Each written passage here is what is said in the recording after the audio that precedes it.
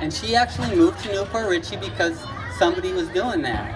And a couple years after that, my neighbor was walking down the street with her and she said, "You're him." And I go, "What?" "Yeah, I moved here because of you." So I've seen how this actual creating wealth within your community, food that's something real, can draw people and also increase value. I mean, real value, not just property value. I'm so pleased that my place actually pays for its own taxes with the market proceeds that I grow. I go to Sweetwater one day and I come home and I can pay my property taxes cash at the property appraiser's office. That's how land used to be. We used to be able to, farmers would, do their deal, grow their food, and then they'd pay their taxes.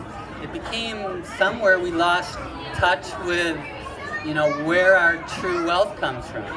Everybody thinks it comes out of a job that you pay for your house and everything. What I'm seeing is that the land can take care of me if I take care of it.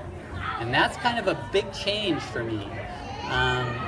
So I am actually making my living. This is the only thing I do is I farm in Florida during the winter time, and then I go to Maine and farm up there in the summer. And I'm actually connecting two communities in that sense too, because I bring stuff from up north that I grew, come here and sell it, and then take some of the proceeds back and reinvest it up there. So I'm kind of a snowbird gardener, which is kind of cool. People kind of see me as a robin showing up. I'll be going to Maine in about probably 3 weeks, and spring's here, Jim's here. And in the fall, similar thing. When I get back, I usually bring apples and pumpkins and squash and berries and garlic, and people, fall must be here, so that's been a cool thing. And I've been selling food within my community. It started at Sweetwater, so I was traveling like maybe 45 minutes to go to Sweetwater. A lot of cool people were coming there at the time, growing their own food, talking about food, organic growing conditions, and I met a lot of people, and that kind of started this slow build of a community that slowly spread out.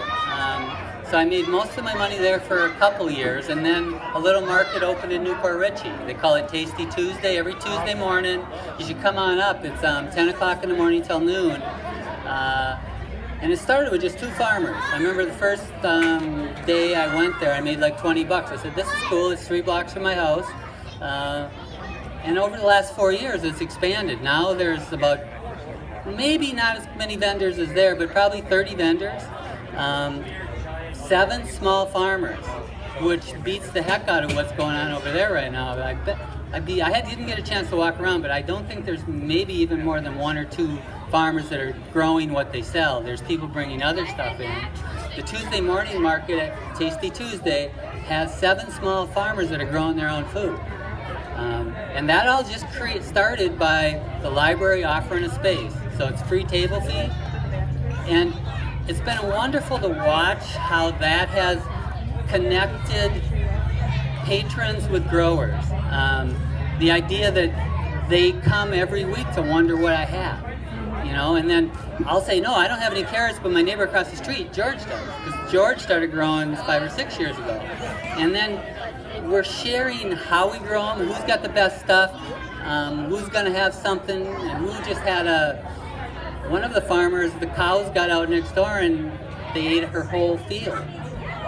And that was, a tragedy. But because we had all these other growers, we still had food. And that's the idea of, resiliency and redundancy in building a community food system. We got to consider that we need more people to do this. And I'd like to talk to that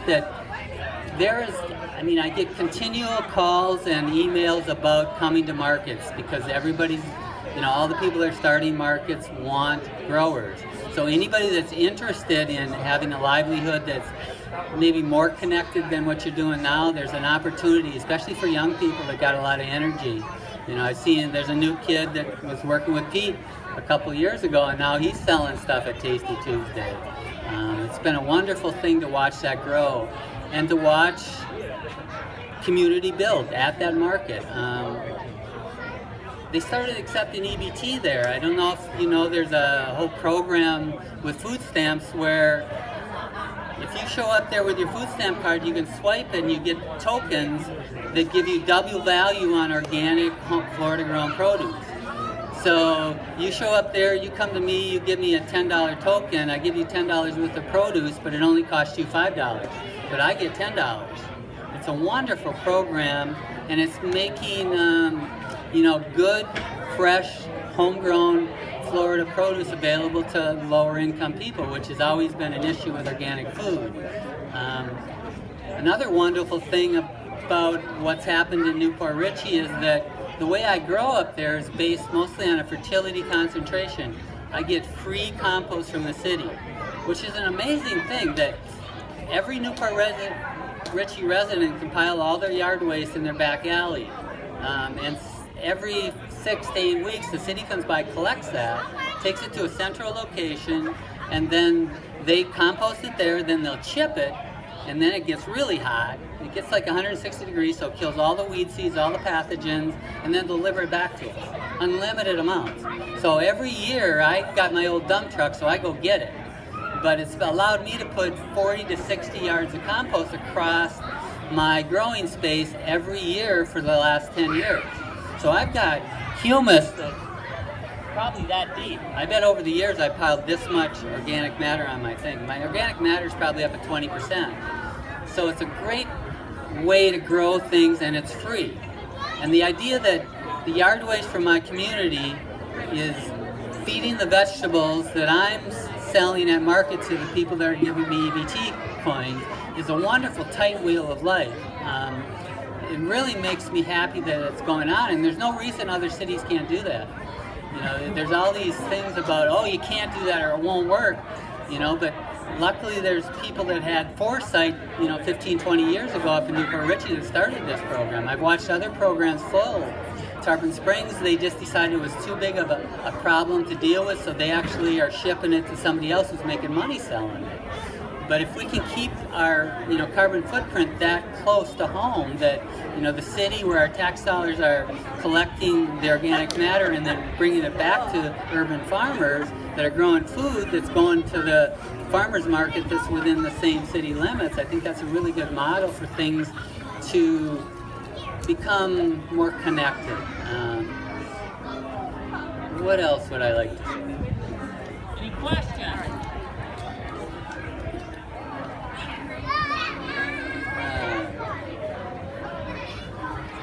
The other thing I'd like to talk about is, it's not just the human community that we're connecting in the garden, that there's this whole community of animals, plants, microbes that make this wheel of life work. And if we work with those, I took a permaculture design course about 10 years ago now, and permaculture is mostly a design system based on how nature works. So we look at how nature works, and then we try to design human systems that mimic that.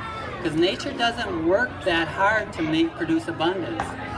We've kind of, especially in agriculture, chosen to work out really hard to try to raise yields when we really don't need to.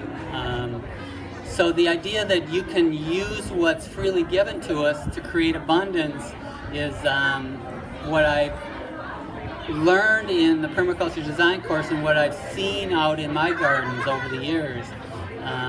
When I garden in Maine, I've really seen this because, if I told any of you that are gardeners that, well, I got this system that you don't have to water, you don't have to fertilize, and you don't have to weed, you'd go, what is it? Give it to me. Bring it on. And that's what permaculture has taught me to do in Maine. I still have to water here in Florida because we have the extensive heat, and only in a dry winter. But it's been amazing that I'm able to do that in Maine just by concentrating fertility. I use a similar thing as piling organic matter up there, but it's grass that I mow with a scythe. So I'm actually mowing 5 acres of meadow hay with a scythe and collecting that and then piling on about a half acre of bed space. So again, it's incredible amounts of organic matter, incredible amounts of soil life. I've watched over the years how the same bed space that I used to feed with an acre of grass now takes 2. And before it disappears. So there's actually twice as much consumption going on in that garden bed. So the way I perceive it, I'm not a scientist or anything, but there's twice as much soil life eating the grass and the organic matter that I'm giving it. So the herd has gotten bigger, and I need to feed that. So that's how I'm starting to see the soil as, we need to feed the plants, but we need to feed the soil too. And a lot of times people see compost as the wonderful thing, but all that is plant food. It's not soil food. So we need that diversity in the garden, soil food and plant food.